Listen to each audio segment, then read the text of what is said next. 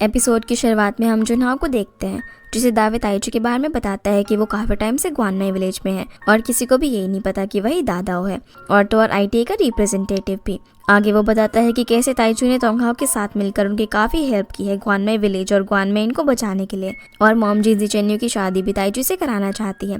फिर रात को हम देखते हैं कि सभी लोग नेगोशिएशन मीटिंग सक्सेस होने की खुशी में सेलिब्रेट करते हैं, जहाँ पर मिस्टर तांग ताइचू को उनकी हेल्प करने के लिए थैंक्स कहते हैं, पर ताइचू इसका क्रेडिट सभी को देता है। इसी बीच शेंजे कहता है कि ताइचू ने तो तोंगहाओ की जगह ले ली, जो सुनकर चेन्यू थोड़ा सा अपसेट हो जाती है, पर वो खुद को संभालती है और सभी को आने वाले 1 महीने में मेहनत करके खुद को प्रूव करने के लिए बोलती है। फिर मिस्टर तांग और मॉम जिंजी साइड में जाकर बातें करते हैं, जहाँ मॉम जिंजी कहती है कि कहीं जुनहाओ चेन्यू को दोबारा हर्ट ना कर दे, और बोलती है कि ताइचू चेन्यू को तोंगहाओ के बारे में भूलने में हेल्प कर सकता है और तो और वो काफ़ी रिच भी है। जो सुनकर मिस्टर तांग गुस्सा हो जाते हैं कि भला वो किसी और आदमी को किसी और को भूलने के लिए कैसे इस्तेमाल कर सकती है, और उनके बीच दोबारा से बहस शुरू हो जाती है। सीन शिफ्ट होता है जुनहाओ पर, जो कि घर वापस आ चुका था, और जब शू दावे के बारे में पूछता है तो जुनहाओ झूठ बोल देता है कि ग्वानमेई में उसके गिरने पर चोट लग गई थी, जिसके बाद वो वहीं पर रेस्ट कर रहा था। पर यूनी को अभी भी शक हो रहा था, तो जुनहाओ झूठ बोलकर बात को दबा देता है। फिर कुछ देर बाद शू अपने घर चला जाता है, जहाँ अपने घर में वो मिस्टर जांग को देखकर पूछता है कि तुम यहाँ पर कैसे आए, जिस पर वो बताता है कि तुम्हारे घर का पासकोड यूनी का बर्थडे है, इसलिए मैं आसानी से तुम्हारे घर में आ गया। पर शू उसको पॉइंट पे लाने के लिए कहता है, तो मिस्टर जांग शू को बताते हैं कि चेयरमैन शू यानी कि उसके फादर ने अपनी मर्जी से शेयर्स ट्रांसफर नहीं किए थे, बल्कि उन्हें मजबूर किया गया था। वो बताता है कि तुम्हारे फादर ने डोंगदाओ फाइनेंस नाम की कंपनी में इन्वेस्ट किया था, लेकिन उस इन्वेस्टमेंट से उन्हें काफ़ी लॉस हुआ, जिसके बाद मिस्टर शेन ने उन्हें चेयरमैन की कुर्सी से हटा के वर्ल्ड टूर पर भेज दिया। लेकिन शू मिस्टर जांग की बातों पर यकीन नहीं करता, तो मिस्टर जांग उसे प्रूफ के तौर पर एक वॉइस रिकॉर्डिंग दिखाते हैं, जहां मिस्टर शेन चेयरमैन शू की डिसीजन को लेकर काफ़ी नाराज थे और 300 मिलियन के नुकसान की भरपाई के लिए उन्हें शेयर्स बेचने के लिए फोर्स कर रहे थे। साथ ही साथ वो उन्हें खराब डिसीजन मेकर भी बोलते हैं और उन्हें वर्ल्ड टूर पर भेज देते हैं। फिर मिस्टर जांग बताते हैं कि ये रिकॉर्डिंग उन्हें उनके पापा की सेफ बॉक्स में मिली थी, और क्योंकि उन्हें लगा था कि ये सब गलत हो रहा है, इसीलिए उन्होंने इस सब की रिकॉर्डिंग कर ली थी। पर शू कभी भी जांग पर भरोसा नहीं करता, क्योंकि वो सिर्फ जनरल मैनेजर की कुर्सी चाहता था, जिस पर मिस्टर जांग बोलते हैं कि हाँ, मैं जनरल मैनेजर बनना चाहता हूँ, पर तुम कब तक खुद से झूठ बोलते रहोगे, और मैंने ये सब तुम्हें इसीलिए बताया क्योंकि हम तीनों साथ में बड़े हुए हैं। अब मिस्टर जांग यहीं पर रिकॉर्डिंग की कॉपी रखकर शू को उसे वेरीफाई करने के लिए बोलते हैं, और जाते जाते उसे ये भी बताते हैं कि जिस कंपनी में तुम्हारे फादर ने पैसे इन्वेस्ट किए थे वो तुम्हारे डैड की बेस्ट फ्रेंड की कंपनी थी, लेकिन वो एक धोखेबाज निकला, और तुम्हारे फादर के जाने के बाद उन्होंने तुम्हें कंपनी के अंदर एक छोटा सा डायरेक्टर बनाकर रखा हुआ है। जो सुनकर शू से बकवास बंद करने को कहकर वहाँ से जाने के लिए बोल देता है। दूसरी तरफ जुनहाओ नेगोशिएशन वाली मीटिंग के बारे में सोच रहा था कि कैसे चेन्यू ने अपनी नेगोशिएशन स्किल से डील क्रैक की। इधर चेन्यू भी उसी मोमेंट के बारे में सोच रही थी, जहाँ पर जुनहाओ उसके नज़दीक आया था और उसे तोंगहाओ की याद आई थी। सीना फिर से शू पर आता है, जो कि उस रिकॉर्डिंग को पूरी रात सुनता है और काफ़ी ज़्यादा ड्रिंक करके रोने लगता है। उसका पीए तक बाहर आता है, लेकिन शू को कोई भी होश नहीं था। दूसरी तरफ जुनहाओ शू को कॉल भी करता है, पर शू कोई भी जवाब नहीं देता, और दरवाज़ा ना खोलने पर शू का असिस्टेंट जुनहाओ को फ़ोन करके बताता है कि शू शायद अपने घर पर नहीं है। जो सुनकर सभी लोग परेशान होने लग जाते हैं, क्योंकि उसने ऐसा कभी भी नहीं किया था कि वो बिना किसी को बताए कहीं पर चला जाए। सभी लोग ऑफिस में शू के लिए परेशान हो रहे थे। तब उसका असिस्टेंट गैरी वहाँ पर आकर बताता है कि शू उन्हें कहीं पर भी नहीं मिला। अब इससे पहले कि वो लोग पुलिस को इन्फॉर्म करते, शू खुद ही वहाँ पर आ जाता है, जिसके बाद यूनी के पूछने पर वो बताता है कि उसका फ़ोन गिर गया था और उसे नया फ़ोन लेना पड़ा, इसलिए वो कॉल का जवाब नहीं दे पाया, और वो कल रात स्कूल रियूनियन पर गया था। तो यूनी यहाँ पर शू को आगे से ऐसा करने से मना करती है, क्योंकि वो उसके लिए काफ़ी परेशान हो रही थी। फिर जुनहाओ बताता है कि तुमने एक मीटिंग मिस कर दी और मेरे पास तुम्हारे लिए एक काम भी है। वो उसे बोलता है कि मेरी एब्सेंस में जैंग डिपार्टमेंट के स्टाफ को चेंज कर दिया था, जिसके बाद से प्रोग्रेस काफ़ी स्लो हो गई है। इस पे यूनी कहती है कि पुराने स्टाफ को उनकी पोजीशन वापस करनी होगी ताकि प्रोग्रेस में इम्प्रूवमेंट हो, इसलिए जुनहाओ शू को इस काम की जिम्मेदारी देता है। पर शू बोलता है कि इतने बड़े काम के लिए मुझ जैसे छोटे डायरेक्टर को तुम क्यों चुन रहे हो, जिस पर जुनहाओ बोलता है कि पूरी सैनवेल कंपनी में मैं सिर्फ तुम पर और यूनी पर ही भरोसा कर सकता हूँ। फिर सबको अपना काम करने के लिए बोलता है, और शू से मॉम को भी कॉल करने के लिए कहता है, क्योंकि वो रात से उसके लिए परेशान थी, और बोलता है कि अगर अगली बार से तुम्हें ड्रिंक करनी हो तो मेरे पास आ जाना। जिसके बाद शू वहाँ से चला जाता है। सीन अब ग्वानमेइन पर शिफ्ट होता है, जहाँ पर चेन्यू ताइचू के साथ बैठकर डेली बिजनेस इनकम का रिकॉर्ड देख रही थी। फिर ताइचू बोलता है कि उन्हें विजिटर्स का फ्लो बढ़ाना होगा, जिस पर चेन्यू बोलती है कि वो लोग एडवर्टाइजमेंट को अफोर्ड नहीं कर सकते। इतने में ही ताइचू एक आर्टिकल देखता है, जिसमें लिखा हुआ था कि अक्टूबर 16 को एक मीटियोर स्टार होने वाला है, जिसे देखने के लिए बेस्ट लोकेशन ग्वानमेई विलेज होगा। जो देखकर चेन्यू बहुत ज़्यादा खुश हो जाती है और जल्दी से ग्वान में इनमें इवेंट का प्लान करने लगती है, क्योंकि उसे टूरिज्म फेस्टिवल इवेंट का आइडिया आता है, जिस पर ताइचू कहता है कि भगवान तो खुद उन्हें सपोर्ट कर रहा है और हम सेलिब्रिटीज़ को भी बुलाएंगे ताकि और टूरिस्ट अट्रैक्ट हो, और इस काम की जिम्मेदारी ताइचू खुद लेता है। इसके बाद चेन्यू अपना सारा प्लान बाकी स्टाफ मेंबर्स को भी बताती है और कहती है कि उनके पास अब सिर्फ कुछ ही दिन है प्रिपरेशन करने के लिए। ताइचू बोलता है कि वो इस बारे में अपने वीडियो पर भी पोस्ट करेगा ताकि और टूरिस्ट अट्रैक्ट हो। फिर सभी लोग अपने काम में लग जाते हैं। इसी बीच चेन्यू शेंजे को स्कूल से लेने के लिए जाती है, पर मिस्टर तांग बोलते हैं कि उसकी जगह ये काम वो खुद ही कर लेंगे। जिन्हें ऐसे करता हुआ देखकर चेन्यू और ताइचू दोनों ही हैरान हो जाते हैं। फिर स्कूल के बाहर मिस्टर तांग शेंजे को वापस लेकर आ रहे होते हैं, जहाँ शेंजे बोलता है कि पिछले 6 सालों में आप तो मुझे लेने के लिए कभी भी नहीं आए। जिसके जवाब देते हुए मिस्टर तांग उसके सर पर हाथ रखते हैं, पर इससे पहले ही शेंजे पीछे हट जाता है और कहता है कि मैं आपको अपना डीएनए टेस्ट नहीं करने दूंगा। जिस पर मिस्टर तांग बोलते हैं कि उन्हें यकीन है कि तुम मेरे ही बेटे हो। सीन अब चेन्यू पर आता है, जो देखती है कि मिस्टर तांग शेंजे का काफ़ी ख्याल रख रहे होते हैं और शेंजे को काफ़ी बढ़िया खाना खिलाते हैं। इनके इस बर्ताव से सभी लोग हैरान हो जाते हैं। सीन अब मिसेस शेन पर आता है, जो कि शू के घर लेट आने पर काफ़ी परेशान हो रही थी, तो शू ने बताता है कि उसका फ़ोन गिर गया था और उसे नया लेना पड़ा। फिर वो उन्हें फिश एग्स गिफ्ट करता है, तो मिसेस शेन बोलती है कि जुनाओ से ज़्यादा तो तुम्हें मेरी पसंद के बारे में पता है। इसके बाद सभी लोग खाना खाने के लिए जाते हैं, जहाँ डाइनिंग टेबल पर शो मिसेस शेन से पूछता है कि क्या उसके पापा ने सच में दुनिया घूमने के लिए अपने शेयर्स बेच दिए थे। जिस पर मिसेस शेन कहती है कि तुम्हारी मॉम के साथ दुनिया घूमना उनका सपना था, पर वो एक्सीडेंट में बच नहीं पाए। और पूछने पर शो कहता है कि कल रात उसने उनका सपना देखा था, इसलिए वो इस सब के बारे में पूछ रहा है। पर उन्हें याद करके मिसेस शेन रोने लग जाती है, तो शो उन्हें शांत करवाता है। मिसेस शेन बोलती है कि तुम्हारे डैड और मिस्टर शेन एकदम भाइयों के जैसे थे और तुम मेरे बेटे से भी बढ़कर हो। सीन फिर शिफ्ट होता है चेन्यू और ताइचू पर, जो कि रात में जागकर काम कर रहे थे, जहां ताइचू चेन्यू को मीडिया गेस्ट की लिस्ट देता है, जो कि मिटी और शावर को कवर करने के लिए आएंगे। तब चेन्यू प्रिंसेस स्नो के बारे में पूछती है, क्योंकि उसका नाम लिस्ट के अंदर नहीं था, क्योंकि वो एक बहुत ही फेमस एक्ट्रेस है और चेन्यू की फेवरेट शो में भी आती है, और अगर वो यहाँ पर आएंगी तो उनका इवेंट 50% तो सक्सेसफुल हो ही जाएगा। इतने में ही वहाँ पर मिस्टर तांग शेंजो को अपना कोट देते हैं, और उसका इतना ख्याल रखते हुए देखकर चेन्यू और ताइचू मिस्टर तांग को देखते ही रह जाते हैं। तो मिस्टर तांग कहते हैं कि आज ठंड बहुत ज़्यादा है, इसलिए उन्होंने उसे कोट दिया है। फिर वो वहाँ से चले जाते हैं। अगले दिन हम सनवेल कंपनी को देखते हैं, जहाँ पर गैरी शू को स्टाफ रिलोकेशन की फाइल देखने के लिए कहता है और बोलता है कि मिस्टर जुनाओ इसे एक्सेप्ट नहीं करेंगे, क्योंकि मिस्टर शू ने उस स्टाफ को रिप्लेस कर दिया था जिन पर जुनाओ को ट्रस्ट था। अब वैसे तो उन्हें अपनी पोस्ट पर काम रीस्टार्ट करना चाहिए था, पर रिपोर्ट में उन्हें डिमोट कर दिया गया है।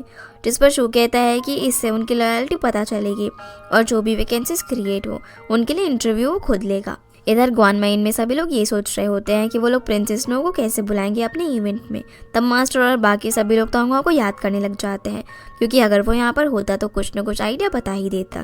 जिस पर चेन्यू को एक आइडिया आता है और वो सभी लोग को प्रिंसेस स्नो का शेड्यूल चेक करने के लिए कहती है। जिसके बाद हम प्रिंसेस स्नो को देखते हैं, जो कि अपनी ऑडियंस को बेस्ट होम से सजेस्ट कर रही होती है। इतने में ग्वानमाइन से चेन्यू सभी के साथ वहाँ पर पहुँच जाती है, जिनकी बातों से हमें पता चलता है कि ताइचू और प्रिंसेस स्नो एक दूसरे को पहले से ही जानते हैं। अब वो यहाँ पर उन्हें सिर्फ 3 मिनट का टाइम देती है खुद को कन्विंस करने के लिए। जहाँ मीटिंग शुरू होते ही मिस्टर तांग ग्वानमाइन और ग्वानमाइन विलेज की काफ़ी तारीफ करते हैं, जहाँ प्रिंसेस स्नो बोलती है कि तुम लोग अपने विलेज को काफ़ी अच्छा मानते हो, लेकिन विजिटर्स ऐसे नहीं मानते। उन्हें तो वहाँ पर उतना मज़ा नहीं आता जितना आना चाहिए, इसीलिए वो लोग उसे इम्प्रेस करने के लिए अपना स्पेशल कोकोनट केक देते हैं। पर प्रिंसेस स्नो को वो कुछ खास पसंद नहीं आता और बोलती है कि तुम्हारी कोशिश तो अच्छी है, पर तुम लोग मुझे ऐसे नहीं मना पाओगे। अब यहाँ पर फैंग उस पर काफ़ी ज़्यादा गुस्सा करने लग जाती है, जिसका ये एटीट्यूड प्रिंसेस स्नो को बिल्कुल भी पसंद नहीं आता। इसीलिए अब ताइचू उसे यहाँ पर मनाने की कोशिश करता है, पर प्रिंसेस स्नो बोलती है कि अगर ताइचू मुझे इनवाइट करेगा तो मैं बिल्कुल नहीं आऊँगी, और फिर टाइम खत्म होने पर उन्हें जाने को कहती है। पर चेन्यू उसे समझाती है कि अगर वो वहाँ पर नहीं आएगी तो ग्वानमाइन को गिरा दिया जाएगा और वो उनके लिए एक घर है। जिसके बाद सभी लोग ग्वानमाइन से जुड़ी हुई अपनी अपनी यादें बताते हैं, और फैंग भी उससे अपनी एटीट्यूड के लिए माफ़ी मांगकर उससे एक चांस मांगती है। जिन सभी लोगों की ये सारी बातें सुनकर प्रिंसेस स्नो ताइचू से पूछती है कि क्या इसीलिए तुम उन लोगों की इतनी हेल्प कर रहे थे। जिस पर ताइचू बोलता है कि ये सभी अच्छे लोग हैं और इसीलिए वो उनकी मदद कर रहा है। उनके इस एफर्ट से इम्प्रेस होकर प्रिंसेस स्नो मिटियोर शावर में आने के लिए मान जाती है। सीन अब शिफ्ट होता है, जहाँ पर मॉम जिनसे को मिस्टर तांग के कोट में एक फोटो दिखती है, जिसमें शेंजे होता है और उसे देखकर वो हैरान हो जाती है। दूसरी तरफ चेन्यू और ताइचू इवेंट की तैयारी कर रहे थे, जहाँ पर मॉम जिनसे उसी फोटो को लेकर वहाँ पर आ जाती है और बाहर खड़े होकर चिल्ला चिल्ला कर मिस्टर तांग को बुलाने लगती है। जब मिस्टर तांग वहाँ पर आते हैं तो वो उनसे फोटो लेने लगते हैं और चेन्यू के पूछने पर वो बताते हैं कि ये फोटो शेंजे की नहीं बल्कि मिस्टर तांग के बचपन की है, जिससे पता चलता है कि शेंजे उन्हीं का बेटा है, क्योंकि शेंजे भी अपने बचपन में मिस्टर तांग की तरह ही दिखता था। इसलिए वो पिछले कुछ दिनों से शेंजे का इतना ख्याल रख रहे थे। चाहे इतना शोर सुनकर बाकी सभी स्टाफ मेंबर्स भी बाहर आ जाते हैं और उन्हें शांत करवाते हैं। जहाँ मॉम जिनसी कहती है कि ये शेंजे नहीं बल्कि ये यही आदमी है जिसने मुझ पर शक किया था कि शेंजे किसी और का बच्चा है और इसी वजह से उन लोगों का डिवोर्स हुआ था। अब चेन्यू यहाँ पर उन्हें शांत करवाती है और उन्हें एक साथ रहने के लिए कहती है, क्योंकि उन्होंने अपनी आधी जिंदगी इसी गलतफहमी में निकाल दी थी। इसीलिए मिस्टर तांग भी यहाँ पर मॉम जिनसी से माफ़ी मांगते हैं, पर मॉम जिनसी बिना कुछ कहे वहाँ से चली जाती है, जिसके पीछे पीछे मिस्टर तांग भी उन्हें मनाने के लिए चले जाते हैं। पर मॉम जिनसी अभी काफ़ी गुस्से में थी और वो बोलती है कि मुझे तुम्हारी ज़रूरत नहीं है। पर मिस्टर तांग उन्हें रोक कर बताते हैं कि वो आज तक इस चीज़ के लिए रिग्रेट करते हुए आए हैं कि उन्होंने जिनसी को छोड़ा और उससे माफ़ी मांगते हुए एक और चांस मांगते हैं। इसीलिए मॉम जिनसी भी उन्हें माफ़ कर देती है। दूसरी तरफ चेन्यू अपने हाथों से इन्विटेशन कार्ड बनाकर जुनाओ को देने के लिए सैन वेलकम नहीं चाहती है, लेकिन वहाँ का गार्ड उसे अंदर नहीं जाने देता। इतने में अंदर से दावे आता है, जिसे चेन्यू बताती है कि वो जुनाओ को मीटियोर शावर में इनवाइट करने के लिए आई है। और चेन्यू की काफ़ी रिक्वेस्ट करने के बाद दावे बता देता है कि वो सैनवेल होटल में इंस्पेक्शन के लिए गए हुए हैं, जहाँ बातों ही बातों में वो उसे ये भी बताता है कि जुनाओ एक बहुत ही अच्छा आदमी है, इसीलिए तो उसने तुम्हें 1 मंथ का टाइम दिया और साथ ही साथ वो पियानो भी दिया। जो सुनकर चेन्यू हैरान हो जाती है और इस बारे में पूछती है तो दावे उसे उस दिन वाली बात बता देता है जब वो रोड पर अपने पियानो के लिए हंगामा कर रही थी। तब जुनाओ ने उसके लिए वो पियानो खरीद लिया था। जो सुनकर चेन्यू को काफ़ी खुशी होती है। सीन अब शिफ्ट होता है होटल सैनविल की तरफ, जहाँ पर जुनाओ अकाउंट्स रिकॉर्ड देखकर स्टाफ के ऊपर काफ़ी गुस्सा कर रहा था, क्योंकि सामान तो इम्पोर्ट हो रहा था पर सेल्स उतनी नहीं थी। इसी बीच चेन्यू भी वहाँ पर आ जाती है, जिसे रिसेप्शन से पता चलता है कि जुनाओ B1 ऑफिस में है और जुनाओ को जाता हुआ देखकर चेन्यू भी उसके पीछे जाती है। इधर जुनाओ जब देखता है कि कैबिन में कोई भी नहीं है तो वो इन्वेंट्री लेने के लिए खुद ही फ्रीजर में चला जाता है और चेन्यू भी उसके साथ साथ ही अंदर आ जाती है, जिसे देखकर जुनाओ बोलता है कि क्या फिर से तुम्हारा कोई स्कैम करने का इरादा है। जिस पर चेन्यू उसे इन्विटेशन कार्ड देती है और कहती है कि ग्वानमेइन में कल्चरल फेस्टिवल की शुरुआत तोंगहाओ ने ही की थी, पर वो इसे बीच में छोड़कर चला गया और इतना कहकर वो कार्ड उसके हाथ में रख देती है। इतने में ही वहाँ पर ऑपरेटर आता है, जो कि फ्रीजर का दरवाज़ा खुला हुआ देखकर उसे बंद कर देता है। इसलिए ये दोनों अंदर ही फंस जाते हैं। अब चेन्यू दरवाज़ा खुलवाने के लिए काफ़ी आवाज़ लगाने लगती है, तो जुनाओ से बताता है कि ये स्पेशल डोर है और इसके आर पार आवाज़ नहीं जाएगी। ऊपर से उन लोगों के फ़ोन में भी सिग्नल नहीं आ रहा था, जिसे देखने के बाद चेन्यू काफ़ी घबरा जाती है और रोने लगती है। वो कहती है कि मैं मरना नहीं चाहती और उसे इतना रोता हुआ देखकर जुनाओ उसे गले लगा लेता है।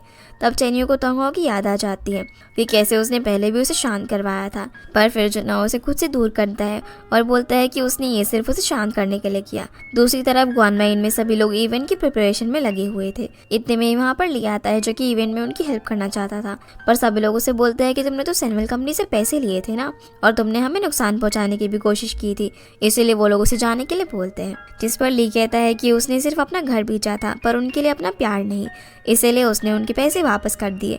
लेकिन सभी लोग ली के खिलाफ थे। जो देख करता है जो सभी लोग को समझाता है, इसलिए मिस्टर तांग ली को कुछ काम करने के लिए दे देते हैं।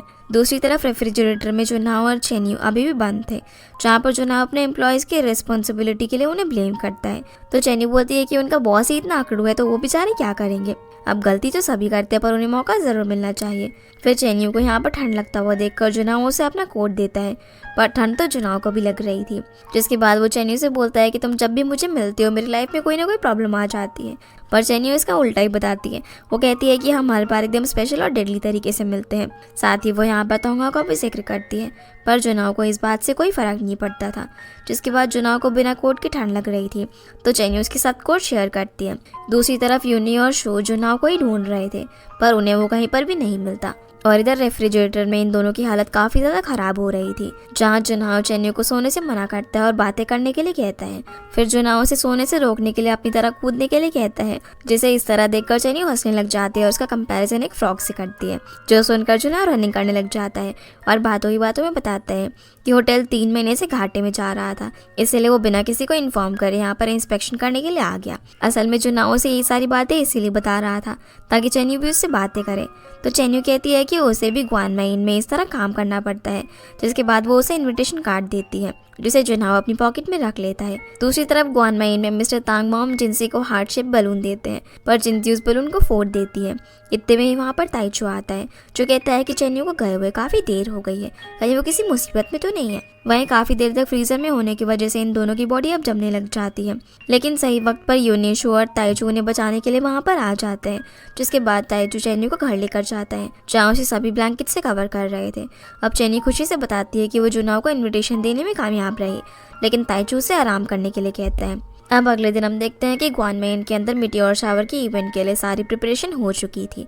फिर सूलिन ताइचू को पोस्ट दिखाती है जिस पर मिलियंस में कमेंट्स और शेयर थे, और कहती है कि ताइचू तो वर्ल्ड ट्रैवलर है और वो मेरे टाइप का है, जिस पर शेंग बोलता है कि वो ताइचू की जगह उसे डेट कर सकती है। पर इतने में ही ताइचू वहाँ पर आ जाता है जो कि सभी कस्टमर्स को हैंडल करने के लिए उन लोगों को तैयार रहने की कहता है। और इसके इतना बोलते ही वहाँ पर एक के बाद एक होटल की बुकिंग के लिए कॉल्स आने लग जाती है, जहाँ कुछ देर बाद ताइचू सभी को बताता है कि ग्वानमेई होटल पूरा बुक हो चुका है और सभी को उनका काम समझाता है। अगले दिन हम सैमुअल कंपनी को देखते हैं जहाँ पर जुनहाओ शू की एम्प्लॉयज अरेंजमेंट की फाइल को देखता है। शू से बताता है कि न्यू एम्प्लॉयज पिछले एम्प्लॉय से यंग है और उनके मुकाबले वो 30% कम सैलरी पर काम करेंगे, जिस पर जुनहाओ पूछता है कि फिर पुराने एम्प्लॉयज का क्या होगा। तो शू बताता है कि पुराने एम्प्लॉयज को लगता है कि कंपनी उनके भरोसे है, इसलिए उन्हें चेंज लाने की जरूरत है। अब शू पर भरोसा करके जुनहाओ से एचआर को अपडेट करने के लिए कहता है, जिसके जाने के बाद वो दावे को न्यू एम्प्लॉयज की डिटेल बैकग्राउंड पता करने के लिए कहता है। सीन अब शिफ्ट होता है ग्वानमाइन पर, जहाँ पर सभी लोग जोश के साथ कस्टमर्स का वेलकम करते हैं और वहाँ पर काफी सारे कस्टमर्स भी आते हैं, जिनसे वो लोग एज अ वेलकम एक सिग्नेचर वॉल पर साइन कराते हैं, उनके साथ फोटोज लेते हैं और साथ ही व्हाइट डॉल्फिन की टेडीज भी गिफ्ट करते हैं उनकी यादगार मेमोरी के लिए। अब इतने सारे कस्टमर्स को देखकर मिस्टर तांग ताइचू को थैंक्स कहते हैं, पर इतने में वहाँ पर प्रिंसेस स्नो आ जाती है जो कहती है कि वो यहाँ पर सिर्फ मिटियोर शावर देखने के लिए आई है। इधर दावे जुनहाओ को बताता है कि सारे न्यू एम्प्लॉयज बेस्ट हैं, पर क्या उन्हें कंपनी में इंपॉर्टेंट पोजीशन देना सही रहेगा, जिस पर जुनहाओ बोलता है कि उसे शू पर पूरा भरोसा है कि वो कोई गलत फैसला नहीं लेगा। इतने में ही यूनी वहाँ पर जुनहाओ को वेडिंग गाउन सिलेक्ट करने के लिए ले जाने लगती है और बताती है कि इसके बाद वो एक रेस्टोरेंट में डिनर करके मिटियोर शावर देखेंगे, क्योंकि जुनहाओ ने यूनी के साथ मिटियोर शावर देखने का प्रॉमिस किया था। तभी जुनहाओ को चेन्यू का इनविटेशन याद आता है, तो वो अपनी जगह दावे को वहाँ पर भेज देता है और इवेंट पर नजर रखने के लिए कहता है। दूसरी तरफ मिस्टर ज़ांग शू को कहते हैं कि अगर जुनहाओ को पता चल गया कि तुमने मेरे लोगों को नहीं बल्कि जुनहाओ के एम्प्लॉयज को रिप्लेस किया है तो क्या होगा। और फिर वो उसे ये भी बोलता है कि मैं तो तुम्हारी साइड ही हूँ, अगर हम दोनों मिल जाए तो तुम्हें तुम्हारे शेयर्स और मुझे जनरल मैनेजर की पोस्ट मिल जाएगी। पर शू कहता है कि मैं तुम्हारे साथ काम नहीं करना चाहता और तुम्हें खुद पर ध्यान देना चाहिए क्योंकि फिलहाल तुम सस्पेंड हो, जिस पर मिस्टर ज़ांग बोलते हैं कि जुनहाओ की किडनैपिंग में उनका हाथ नहीं था और वहां से चले जाते हैं। सीन अब ग्वानमेइन पर आता है जहाँ पर सभी लोग कस्टमर्स को अच्छे से खाना खिलाते हैं, जहाँ चेनी और ताइचू प्रिंसेस स्नो का खास ख्याल रख रहे थे और उन्हें डिशेस की स्पेशलिटी बताते हैं, जहाँ उसे भी खाना काफी पसंद आता है। फिर प्रिंसेस स्नो यहीं से अपनी लाइव स्ट्रीम शुरू कर देती है, जहाँ वो अपने फॉलोअर्स को ग्वानमेई के बारे में बताती है, जो देखकर ताइचू और चेन्यू काफी खुश होते हैं। इतने में ही वहाँ पर दावे आता है, जिस पर पहले तो कोई खास ध्यान नहीं देता, पर फिर फ्रैंक उसे नोटिस कर लेती है। दावे उसे बताता है कि मिस्टर जुनहाओ अपनी वेडिंग प्रिपरेशन में बिजी है, इसीलिए उनकी जगह सुपरवाइज करने के लिए वो आया है। जो सुनकर चेन्यू पहले तो अपसेट हो जाती है, पर जब ताइचू से समझाता है तो वो वापस काम में लग जाती है। अब यहाँ दावे भी पहले तो स्ट्रिक्ट बनने की कोशिश करता है, लेकिन चिकन देखकर उस पर टूट पड़ता है।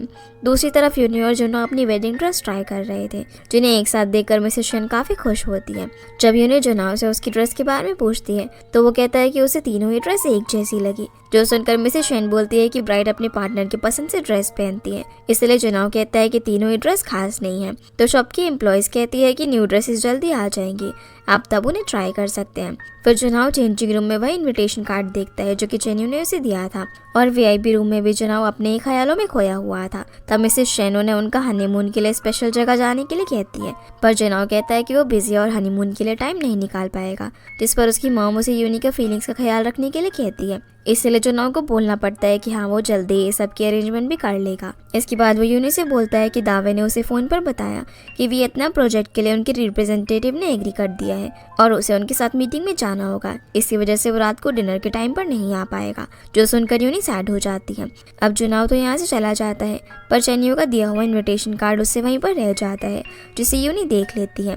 फिर हम रात में ग्वानमेइन को देखते हैं, जहाँ पर सभी लोग एंजॉय कर रहे थे और मिटियोर शावर का वेट कर रहे थे। सभी लोग यहाँ पर गाना गाते हैं और खूब इंजॉय करते हैं और तभी मीटियोर शावर भी स्टार्ट हो जाते हैं, जिसे सभी लोग काफ़ी अच्छे से इंजॉय करते हैं। इसी बीच हम देखते हैं कि जुनाओ भी ग्वानमेई में पहुंचकर मीटियोर शावर देखने लगता है। इधर मिस्टर तांग मॉम जिनसी से कहते हैं कि 16 साल पहले भी उन्होंने मीटियोर शावर में उसे प्रपोज किया था। मिस्टर तांग यहाँ पर विश करते हैं कि वो और जिनसी दोबारा से एक साथ हो जाए, और शेन से विश मांगता है कि वो जल्दी से बड़ा होकर सुलिन से शादी कर ले। फिर कुछ देर बाद ताइचू और चेन्यू प्रिंसेस स्नो के पास जाकर उसे थैंक्स कहते हैं, जिस पर वो कहती है कि ये जगह उसे काफ़ी पसंद आई और मैं ये भी समझ गई हूँ कि ताइचू ने मेरा प्रपोजल क्यों रिजेक्ट किया, और वो वहाँ से चली जाती है। फिर चेन्यू भी यहाँ पर विश मांगने लगती है, तो ताइचू उसकी पहली विश पूछता है, जिस पर चेन्यू कहती है कि मेरी पहली विश ये है कि ग्वानमेई विलेज के सभी लोग खुश रहें। दूसरी विश ये है कि उसकी फैमिली जल्दी से रिच हो जाए, और तीसरी विश ये है कि वो और भी प्यारी दिखे। फिर चेन्यू ताइचू को उसकी विश मांगने के लिए कहती है। जहाँ ताइचू के विश मांगने के बाद वो उसे उसकी विश के बारे में पूछती है, तो वो उसका हाथ पकड़ लेता है और बोलता है कि मैं हमेशा तुम्हारे साथ रहना चाहता हूँ। जो सुनकर चेन्यू वापस से अपने हाथ पीछे कर लेती है, और इसी बीच प्रिंसेस स्नो वहीं पर बेहोश हो जाती है, जिस बात के बारे में दावे जुनहाओ को भी इन्फॉर्म करता है। इधर यूनी शू के साथ काफ़ी ज़्यादा ड्रिंक कर रही होती है और कहती है कि इससे पहले जुनहाओ ने कभी मुझसे झूठ नहीं बोला। तो शू कहता है कि सारी गलती जुनहाओ की है, तुम खुद को दोष मत दो। पर यूनी बोलती है कि ये चेन्यू जैसी लड़की ने पता नहीं जुनहाओ को कैसे बदल दिया, जिसके बाद वो विश मांगती है कि जुनहाओ भी उसे इतना प्यार करे जितना वो उससे करती है। दूसरी तरफ हॉस्पिटल में डॉक्टर बताते हैं कि प्रिंसेस स्नो ने कुछ एलर्जी वाला खाना खा लिया था, जिसकी वजह से उसकी हेल्थ पर असर हुआ है। इतने में ही वहाँ पर जुनहाओ आ जाता है, जो इस हादसे के बारे में पूछता है। तो चेन्यू यहाँ पर सारी जिम्मेदारी अपने ऊपर ले लेती है। फिर ताइचू और चेन्यू दोनों ही प्रिंसेस स्नो से माफ़ी मांगते हैं। जहाँ प्रिंसेस स्नो बोलती है कि मैंने पहले इन्फॉर्म कर दिया था कि मुझे मिल्क रूट से एलर्जी है, लेकिन फिर भी तुम लोगों ने खाने में उसका इस्तेमाल किया, जिस पर ताइचू अपनी गलती मानता है। पर प्रिंसेस स्नो यहाँ पर ग्वानमेई इन पर केस करने की बात कहती है, जहाँ चेन्यू उसे समझाती है कि वो काफ़ी टाइम से इस इवेंट की तैयारी कर रहे थे और उनका इरादा किसी को हार्म करने का नहीं था। जहाँ उनकी ये बातें सुनकर जुनहाओ भी अंदर आ जाता है और प्रिंसेस स्नो से खुद माफ़ी मांगता है। वो उसे बोलता है कि सैमुअल कंपनी भी कहीं ना कहीं इस मामले में इन्वॉल्व है, तो मैं सभी की तरफ से आपसे माफ़ी मांगता हूँ। लेकिन प्रिंसेस स्नो जुनहाओ को देखती रह जाती है, क्योंकि कहीं ना कहीं वो उसकी पर्सनालिटी से काफ़ी इम्प्रेस हो गई थी। तो वो एक शर्त पर उसको माफ़ कर देती है कि अगर वो जुनहाओ की फ़ोटो पब्लिश करने दे तो वो उस पर केस नहीं करेगी, जिसके लिए जुनहाओ मान जाता है और उसके साथ फ़ोटो क्लिक करवाता है, जबकि वो कभी भी अपनी फ़ोटोज़ पब्लिक इवेंट वगैरह में नहीं देता था। सीन अब ग्वानमेई पर शिफ्ट होता है, जहाँ जुनहाओ कहता है कि तुम सब ग्वानमेई इनकी रेनोवेशन को हैंडल नहीं कर पाओगे, इसलिए वो प्रोफेशनल्स भेजेगा। इतने में ही मॉम जिनसी जुनहाओ पर पानी की बाल्टी डाल देती है और बोलती है कि तुमने ग्वानमेई इन हमें चलाने के लिए दिया है, तुम इसे गिरा नहीं सकते। पर जब चेन्यू बताती है कि कैसे जुनहाओ ने प्रिंसेस स्नो से उनकी हेल्प की, तब उन्हें रियलाइज़ होता है कि उन्होंने कितनी बड़ी गलती कर दी। इससे भी जुनहाओ यूनी को फ़ोन करके ये भी बताता है कि उसे अभी और टाइम लग जाएगा। तब मिस्टर तांग वहाँ पर आते हैं और जुनहाओ को अंदर जाकर कपड़े चेंज करने के लिए कहते हैं। फिर ताइचू भी बाकी मीडिया वालों से बात करने के लिए चला जाता है। दूसरी तरफ यूनी शू से ग्वानमेई इन चलने के लिए कहती है। इधर जुनहाओ वहाँ पर तोंगहाओ के कपड़े पहनकर आता है, जिसे चेन्यू देखती रह जाती है। फिर मिस्टर तांग जिनसी को साइड में लेकर जाते हैं और दावे भी वहाँ से चला जाता है। तब चेन्यू जुनहाओ को बताती है कि ये आउटफिट उसने तोंगहाओ के लिए खरीदी थी। तो जुनहाओ यहाँ पर उसे तोंगहाओ के बारे में पूछता है कि वो कैसा इंसान था। इसी के साथ ये एपिसोड यहीं पर ख़त्म हो जाता है। तो गाइस, ये थी आज की वीडियो एंड आई होप आप लोगों को ये वीडियो पसंद आई होगी। तो इस वीडियो को लाइक कर चैनल को सब्सक्राइब ज़रूर कीजिएगा। आपसे फिर मिलते हैं अगले एपिसोड में, तब तक के लिए गुड बाय।